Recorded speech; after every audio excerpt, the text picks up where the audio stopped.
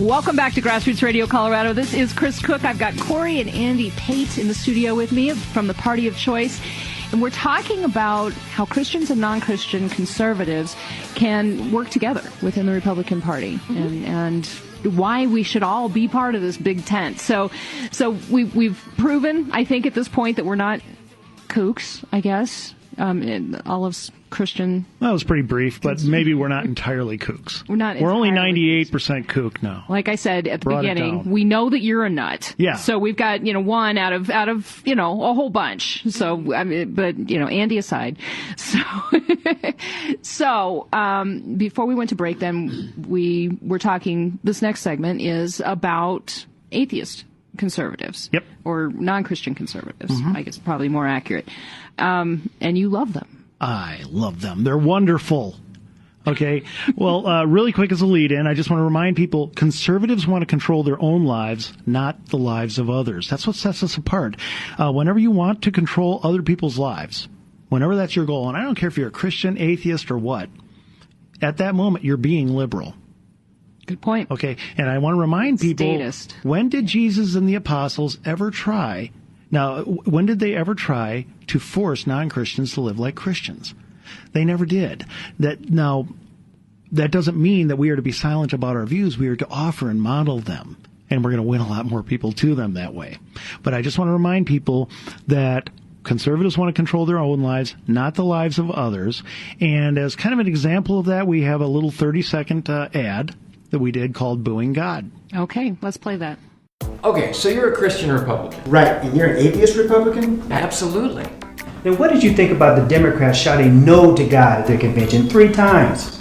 Yeah, that was kind of weird. I mean, I don't believe in God, but I don't hate God. So I could say Merry Christmas? Of course. Look, I don't hide who I am. Why should you? But that's what's cool about our party. Lots of beliefs can come in the door. We prefer to leave hatred at the door. You got it. I like the funky music. Yeah, our producer, Steen, he chose that music. That's pretty good. But what it comes down to then is tolerance. That's what I'm hearing in that ad. Yeah. That's what I'm hearing in the Party of Choice. That's what I hear in the Party of Choice every Thursday. And it's also what's cool about being a Republican, a Tea Partier, a Libertarian, about being a right-winger. Right. I love it. Remember, I used to be a left-winger. What I couldn't stand was the intolerance. What I couldn't stand was the constant attacking of people who are not like you in the name of tolerance. It blew my mind. Right. Let me. Oh, by the way, honey, how'd those? Were those 2 guys really what they said they were in that? Oh, they absolutely were. I mean, the one was an atheist, the other is a Christian, and how'd they get along? They got along great. In fact, we had to scold them and tell them to stop talking because we needed to start filming. Nice. But I thought Christians and atheists, honey, they can't get along. That can't possibly work. Well, that's why we had to bust that myth, because it's not true. It's wonderful. That's one thing I like about filming those ads, is that you get different people together and they enjoy each other way more than they thought. It's funny. It's funny how when you find those points of contact, it's like, oh yeah, we actually do have common ground and we can actually talk to each other. What a concept. Yeah. Well, let me tell you some great thing about atheist conservatives. Okay. Okay, and non-Christian conservatives, whatever. First of all, have you noticed that? Well, I say atheist just because it's simpler than listing off. No, it was all the whatever. It was yeah. the whatever we were laughing at. Yeah, well, if you're not like me, you are whatever. I'm judging you. I had a gay friend at work, and he wanted me to be the. Every Christmas we would have costume competitions, and he wanted me to be the judge of it because I always told people I only became a Christian to judge people. I don't even care about heaven, okay? Eternity with God, the everlasting truth. No, I want to judge people. All about the power. I'm into it. I am. Okay, here's the thing. Let me ask you, have you ever noticed that conservative atheists don't care if you say Merry Christmas? They don't. It's incredible. They don't freak out when God's name is on public buildings. And that's huge. You want to know why? Because they see that as part of our heritage, a heritage that frees them to believe whatever they want. Right. They don't need it to be silenced. They don't deface nativity scenes. How many times are nativity scenes defaced by a rampaging conservative? How many times do conservatives rampage in general? Well, except, at Tea Party meetings. Well, that's a little different. Yeah, and after we win elections and we get loaded. Yeah. Okay, then at those parties, at least I've heard. Then all bets are off. Yeah, I don't drink, but that's what I've heard.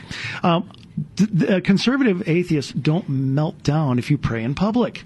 They don't freak out. Why? It gets back to they don't want to control your life. Right. They want to control their own lives, not yours.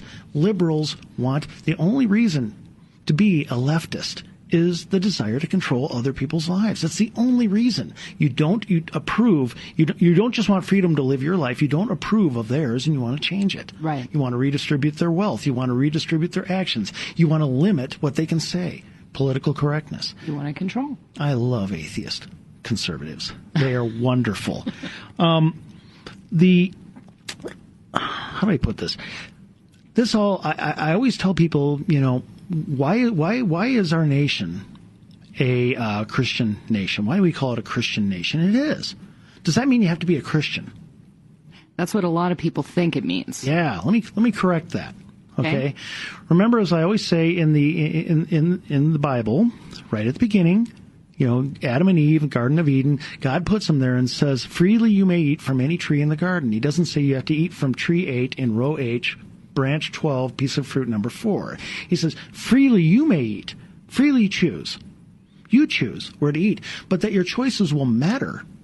I'm going to put 2 trees in the middle, one of great reward and one of great consequence. Tree of life, tree of knowledge, good and evil. So he sets up this system, choice, reward, consequence. Choice, reward, consequence. And it holds throughout all of Scripture. Once again, that's why you don't see Jesus and the apostles forcing non-Christians to live like Christians. Right. Liberalism is an assault on that system. Liberals want to lower the rewards of good choices, lower the consequences of bad choices, or eliminate choices altogether. That is what liberalism is. And atheists, conservatives, don't do any of that. So this is why when you see, you look at nations around the world, and you see nations that were founded in Christianity. You see great religious diversity, but you see nations that were founded, say, more in atheism, grounded in atheism, or Muslim, or Hindu, or Buddhist. And I'm not, nothing against those beliefs. You have your right to believe whatever you want. But those nations generally have 95% one belief system. In Christian-founded nations, you have tremendous diversity, because the very foundations of Christianity say, believe what you want, including Christianity. It's up to you. Free will, in my mind, free will is one of the foundations of Christianity. Exactly. Truly. Right. And when you look at liberal atheists, you see the exact opposite. You see them trying to control others. I just watched a video right before the show, actually, about a little diner called Mary's Diner in North Carolina. And the owner was offering a 15% prayer discount. Prayer discount. Yes. Okay. So if you said a little prayer, you bowed your head, moment of silence, whatever. Her whole point was that she was just trying to raise awareness of gratefulness. She wanted you to take a moment to reflect on the fact that you are going to eat a meal. And there are so many people out there who aren't able to. Great point. Well, the Freedom from Religion Foundation heard about this on the internet, mind you, and they decided that they could not tolerate this. And in their minds, they actually equated the prayer discount with genocide.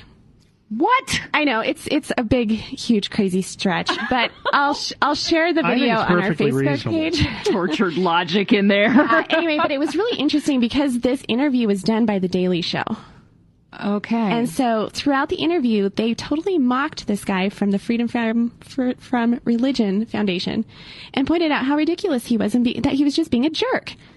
Because the interviewer said, well, I'm an atheist, but it doesn't bother me, and you've never been there, you've never been discriminated against, so how can you say that this is hurting anyone? Right. So for that to be coming from The Daily Show, that's a bit of an eye-opener, and that shows what a huge difference there is between the leftist, atheist, control freaks, right, and our friends on the right who are atheists who don't care what you believe. Bottom line, the ones on the right aren't annoying. Yeah. People on the right in general are not annoying. Well, they're generally a lot less so. But, I always laugh when people say that Christians are judgmental. Yeah, we can be. But let me tell you something. I was raised on the other side. No one is more judgmental. Nobody is more judgmental than a leftist. Okay, Christians don't try to control everybody's lives. Right. They lay out edicts and things for people within the church. They don't have to get out there and control everybody's lives in society and manage it and sculpt it and mold it and all that. Right, and tweak it to make us all more perfect. Oh, yes. You know, I mean, because that's really, and bottom line, when you look at progressive liberalism over the course of the last century, that is what it's based in, is that Hegelian concept that if we can just tweak human society a little more, we can make more perfect humans. God's already done that. Or it's already happened, whatever. You know, I mean, whatever your belief system is, right? Mine is that conservative humans are already perfect. I like that. Okay. So when we come back, let's talk about, because these arguments do erupt among conservatives around this time of year, around Christmas. Let's talk about Christmas when we come back.